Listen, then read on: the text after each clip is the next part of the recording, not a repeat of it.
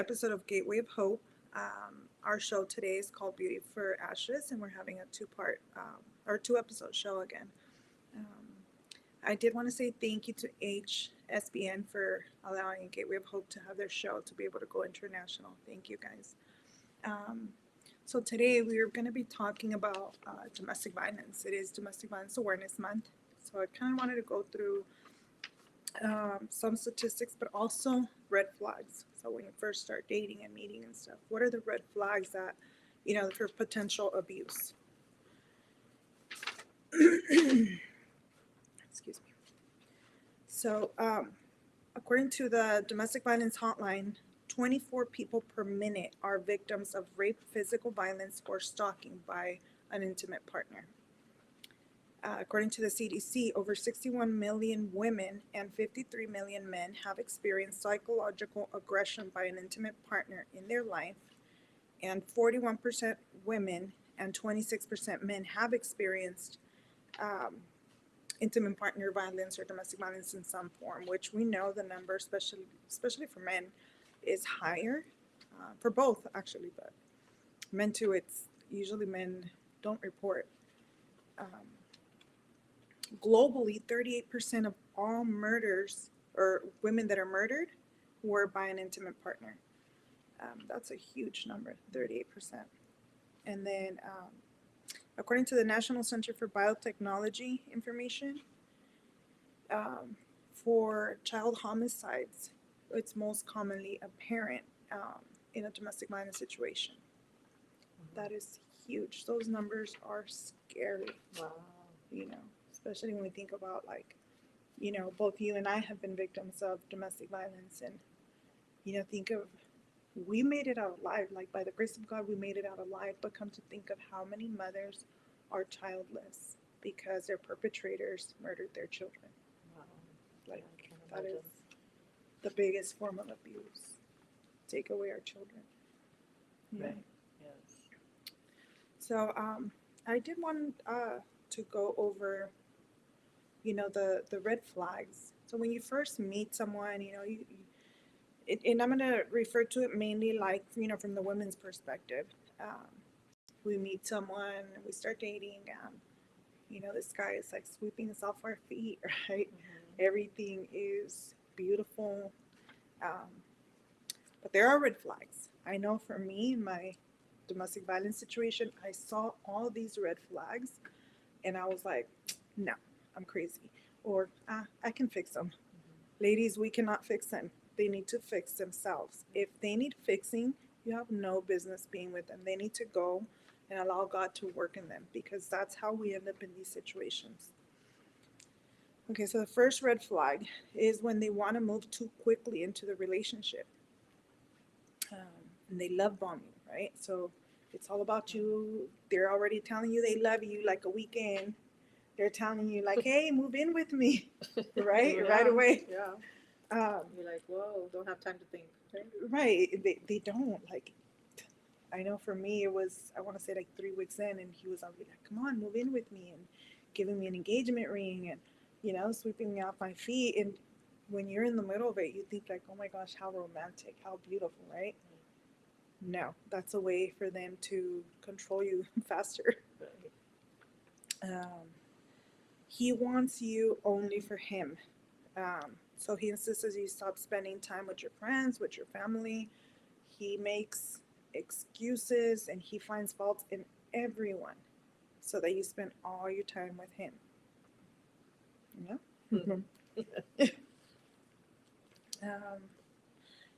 A huge one that we tend to kind of just, push aside and not want to see is when they're not respecting our boundaries.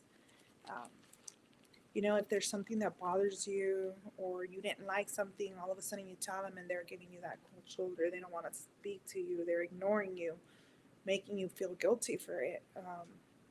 That's huge. That's already telling you, like, they don't care how you feel. They don't care about how you feel. They don't care to respect you. Like, run away. Run the other way. That's huge. When they're excessively jealous, or they start accusing you of cheating right away. That's Yes. I got so many beatings because according to him I was cheating. Like, oh, Wow. I actually have a fractured, my T12 vertebrae is shattered, 30% of it shattered from a beating because according to him I was cheating. Wow. So yeah, beware, ladies. Yeah. I had verbal abuse. I was working 2 jobs, mind you, and for like 6 months I had to deal with that I was being with somebody at my job and Yeah. yeah. Yeah, it's bad, all bad. Um, the other big one that we tend to think like, oh, how cute, he cares about me, right? They're texting you, calling you at all times, like, Right. where are you? What are you doing? You know, are you home already? And we're thinking, oh, he worries about me. Nope, that's their way of trying to track your every move. Beware. For me, it got to the point where like, I could leave my cell phone at home and one way or another he would still figure out where I was at. So I kind of ended up figuring he probably put a tracker in my car. Because, like, if I left my phone at home, how can you track me, right? Right. He always knew where I was, Wow. what I was doing at all times. But this is where it starts, right? They're texting you at all times. Did you make it home already? Okay, well, I just want to make sure you get home safe. But when they're constantly doing it, checking on you, you know, and constantly texting you like, hey, are you still at home? Who are you with? What are you doing? That's a little much. When they criticize you for everything and then they try to put it like they're just joking, right? Like, Yeah. oh, look, you cooked horribly today. I'm just kidding, but kind of just, Right. they throw it like that, or, Yeah. or maybe the way we dress or the way we look, right? Constantly trying to criticize us and make us feel like we're no good. And that's a goal, right? Making us feel like we're no good, to break us down so that we can just take everything they have coming for us, really is what it is, right? Right. Yeah, I couldn't wear spandex, leggings, um, any type of lace, um, knees, boots to the knees. They had a standard for being easy. Mm-hmm. And I'm just like, wow, Yeah. Yeah. And again, but it comes to criticizing your every move, right? Right. Yeah, for me, it was like, Why are you getting ready? You feel sexy? right, Why are you taking right. pictures? Do you feel Who's that sexy? for? Yeah, and I'm And like, then oh they start with the wow. criticizing. You don't look sexy. You're not Right. beautiful. For me, it came down to, you're a fat, ugly pig. Yeah. Like, I even have it carved on my thigh. What? Fat, ugly pig. Yes. Um, so yeah, the criticizing, it can start with something very subtle, like, like a little joke, like, hey, well, you look kind of funny like that, or you look like a clown like that, or maybe, you don't know how to do nothing right. Haha, I'm just kidding. It could start something very subtle like that, and then it goes up to, like I said, in my situation, I was a fat, ugly pig, and having that carved on my thigh. So Wow. yeah. Well, that seems similar to uh, after him when he went to jail. He came with a new tattoo. I didn't see it, but I seen the pattern in his wallet because he passed away. But he had a heavy, a chubby girl, Mm-hmm. and he had it tattooed. And he'd tell my son, "This is your mom. This is your mom." There's always that. Wow, Yeah. that's Belittling you, though, unbelievable. that's their thing, that's their way of Yeah, and controlling that you. he wanted that sent to me.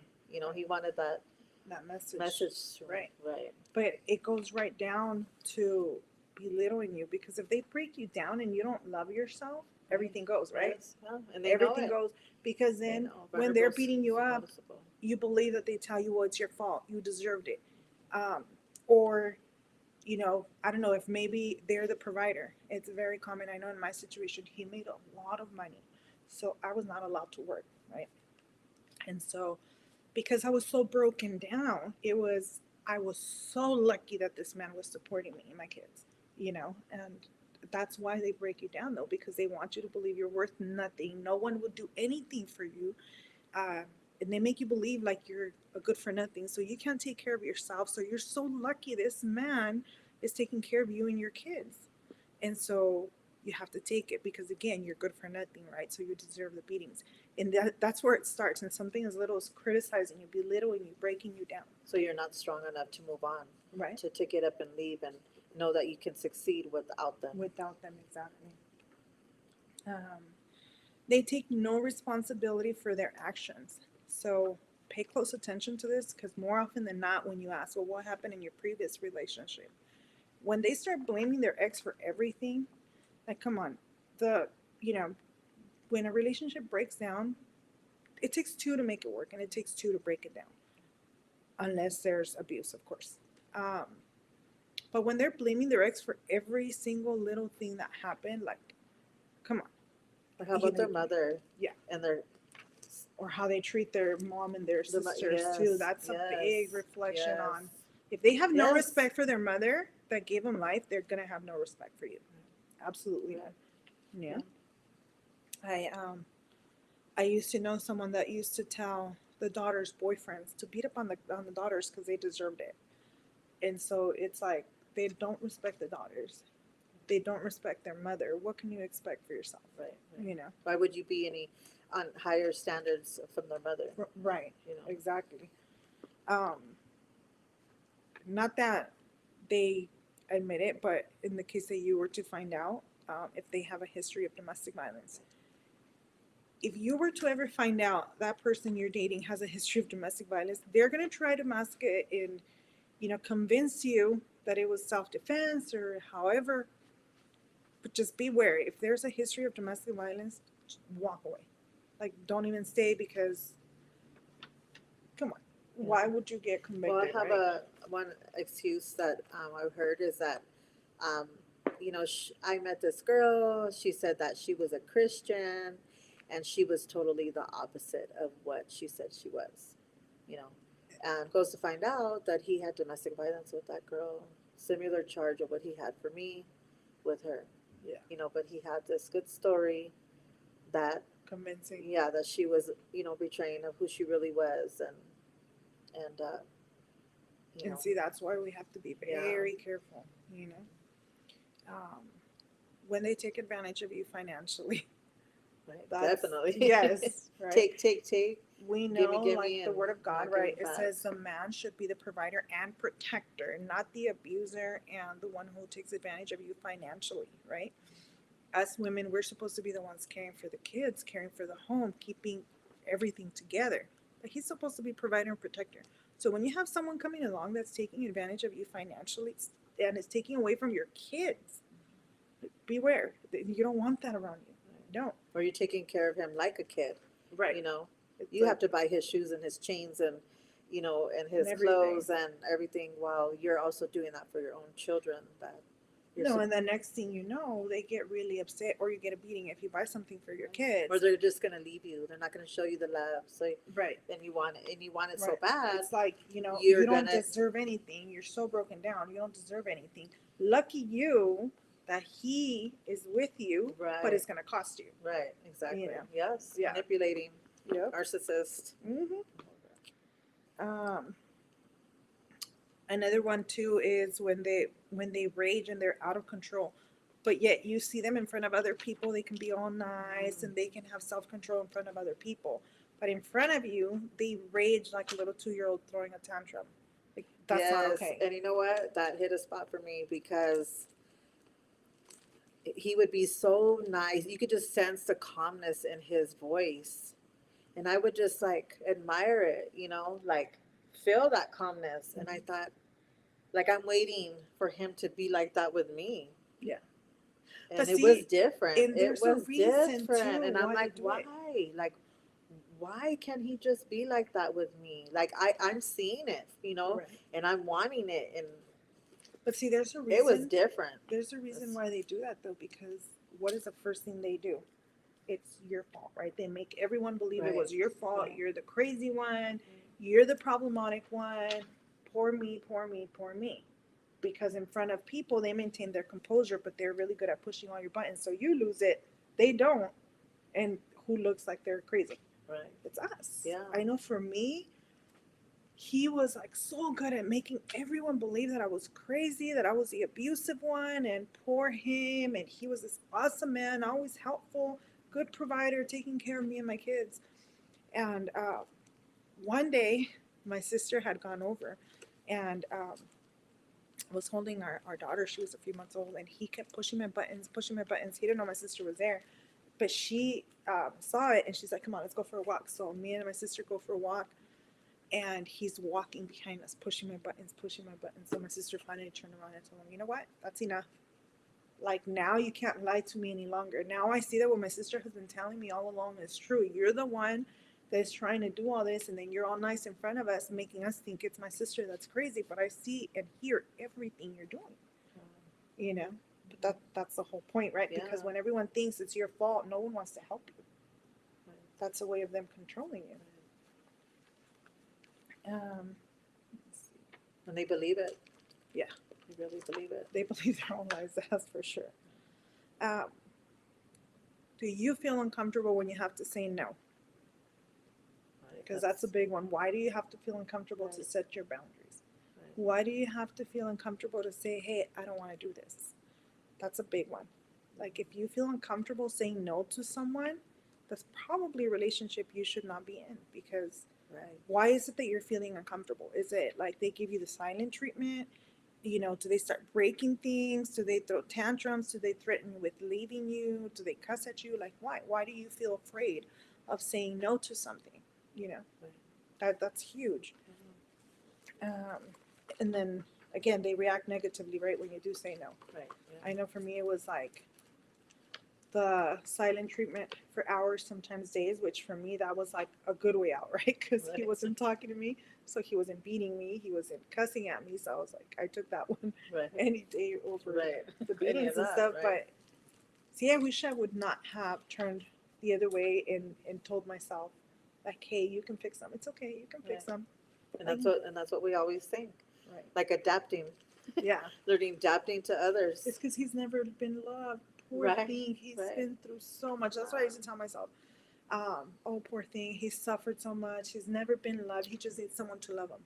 Like, no, ladies, you cannot love someone to be good. They have to Right. already be healed. They have to already be a good person that is not over there hurting people. You cannot Right. change a person that is like that. Right. And if Definitely. anything, the more you love on them and they see that, the more they know they can take advantage and the more they hurt you. Right. Yeah. Yeah, so true. When they try to change you or compare you to others, especially their exes, Oh yeah. it's like, okay, well, you're comparing me to your ex. Why didn't you stay with your ex? Right. Right? If I'm Yeah. this bad Yeah. and she's so good, why aren't you with her? Right. But then they try to change you. And it usually, when they try to change you, it starts with the way we dress, right? Like you were saying Right. earlier, it has to be up to their standards because otherwise we get a good beating out of it Yeah. because we're trying to be prostitutes, Right. you know? Yeah. Um, And that's what I got. So it wasn't so much that those people that he would compare me to were better. It was just that he experienced that he couldn't trust women because his sisters were prostitutes, or his, the women that he knew, uh, they grew up really toxic, and so then he just didn't trust women.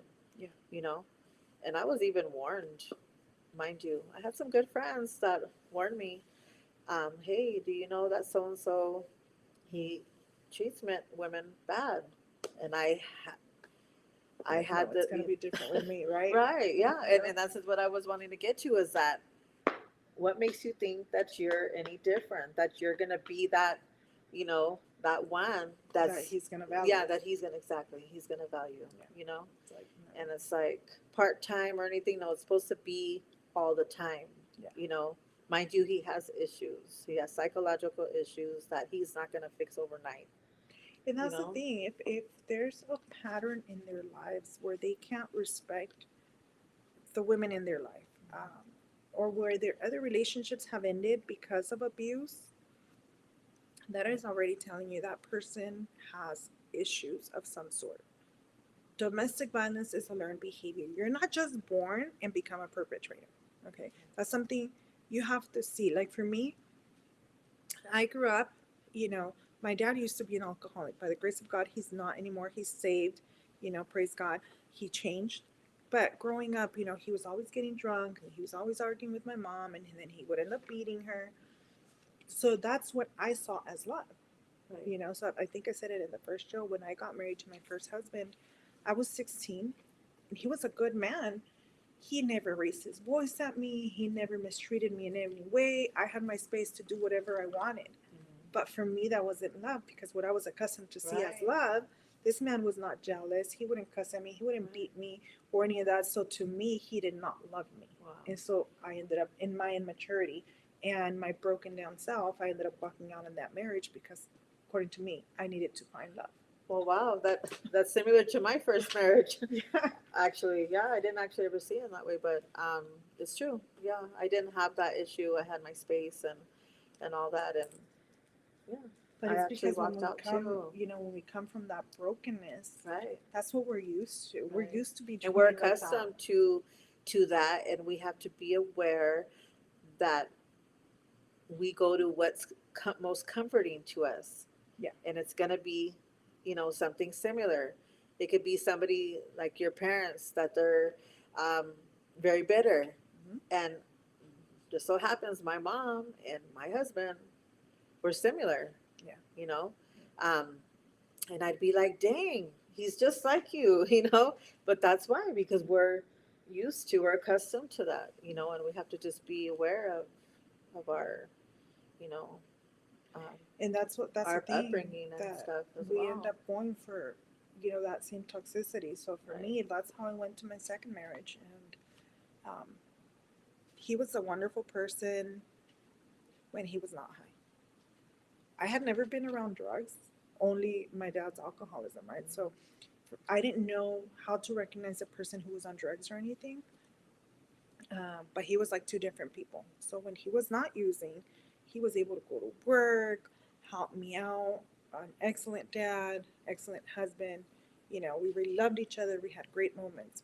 But then the minute he would relapse, he was like always mad, all the behaviors Yeah. that come with drug use. Yes. And in my stupidity, because I can't call it any other way, I thought, well, I love him. I don't like to see him getting high. So if he sees a person he loves getting high, he's going to stop. So there I go getting high so that he can see me, and hopefully, that was going to make him stop in my mind. Right. Wow. Bad idea. Such a bad idea, because then I fell into addiction, because, around that time I had given birth to twins, and one of them was stillborn. So I was grieving my daughter. And so that was like the worst decision I made, in trying to make him see, what when the person you love is getting high. In my thoughts, that was going to make him stop, but it didn't. All it did was make me get addicted.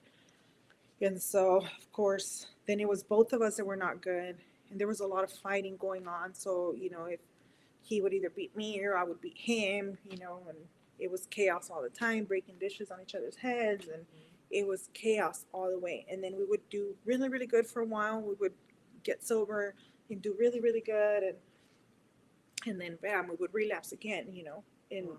and then it was our pattern. One wanted to be clean, the other one didn't want to, and so we would bring each other down. Um, and ultimately, that's why I had to split up from him, because CPS got involved. They took our kids, um, and so that's why I ended up divorcing him, because the only way to get my kids back was not being with him, and Right. then also because we kept pulling each other down. Right. Yeah, and that's very common for because even in my relationship, well, when we met, we were both using. We were both using, and we ended up getting sober. Um, I had got sober first, and I actually didn't ever think he was going to get sober.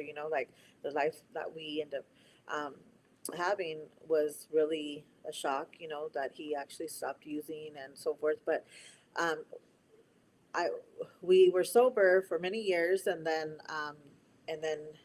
he relapsed, and and I found myself doing this in previous relationships or dating, that that person would be using, right? And I wanted to get closer to them, so it's a little different, like um, and I say that because I wanted to get closer, like be in his world. Since he didn't want no part of me and my kids, I figured let me join him, you know. And like you said, the toxic is there, and I'm sure many can relate, especially who use meth or, you know, that it's two wrong. When they say two wrongs don't make a right, No. definitely, and that's the enemy's world right there. I believe I read a poem and it said Satan's tool, and I wish I had that poem, but definitely spoke. The point was that Satan's tool is Is drugs. the drugs. You And know, actually, the drugs too, they come from the word pharmakia, yes, which is witchcraft. Essentially, yes. when we're getting high, that's what we're doing. yes, You and know? it's a whole nother world, and Yes. to destroy, It kill, is to steal, and kill. destroy Yeah. your happy home, right? Yes. Yeah. Yes. And I will say for us, around the time that they took our kids, at first, that's when I first got saved. So we both started going to the Christian church. We both got saved together. And we were going to groups and we were serving and we were doing really good, you know. He was on fire for the Lord, so was I. And we were doing really, really good. And then he relapsed. Yeah. Then he relapsed, and then I ended up relapsing with him. And it was like that pattern that we couldn't get out of. Right. So I remember when I had to make that decision because I was like, I still need to be a mom. I still need to sober up. The, and, the only chance in my mind that we had at staying sober and getting our kids back was for us not to be together. Right.